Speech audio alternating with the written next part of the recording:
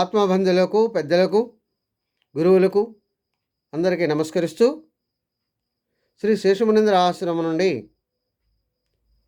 శ్రీ భగవద్గీతలోని పంచమ అధ్యాయం కర్మ సన్యాస యోగం నుంచి ఇప్పుడు మనం చెప్పుకుంటున్నాం. ఇంట్లో ఏమని చెప్తున్నాయంటే, అర్జునుడు శ్రీకృష్ణ పరమాత్మని ఈ విధంగా అడుగుతున్నాడు.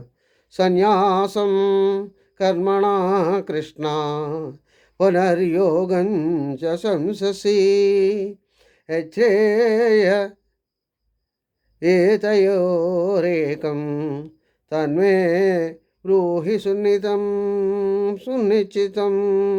అని తెలియచేస్తున్నాడు. అంటే శ్రీకృష్ణ పరమాత్మను, ఓ శ్రీకృష్ణ, నీవు ఒకసారి కర్మ పరిత్యాగాన్ని మెచ్చుకుంటూ ఉంటావు, ఇంకొకసారి కర్మాచరణను మెచ్చుకుంటూ ఉంటావు. ఈ రెండిటిలో ఏది అధిక ప్రశస్తమైనదో ఒకదాన్ని నీవు నిశ్చయం చేసుకుని నాకు తెలియచెప్పమని కోరుతూ ఉన్నాడు.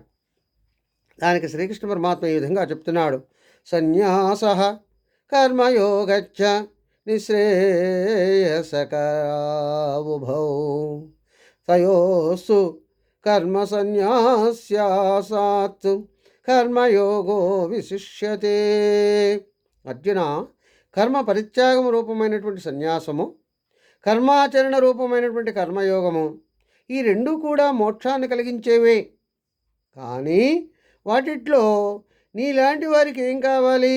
కర్మ సన్యాసము కంటే కర్మయోగమే గొప్పది అని చెబుతూ, ఎవరైతే దేన్ని కోరుకోరో, అలాగే దేన్ని ద్వేషించడో అటువంటి కర్మయోగి నిత్య సన్యాసి అని చెబుతూ ఉంటారు. ఎందుకంటే సుఖ దుఃఖాలను, ద్వంద్వాలను వదిలిపెట్టినవాడు మోహబంధాల నుంచి సునాయాసంగా విముక్తి పొందుతాడు కదా అనే విషయాన్ని అర్జునునకు చెప్పడం జరుగుతుంది.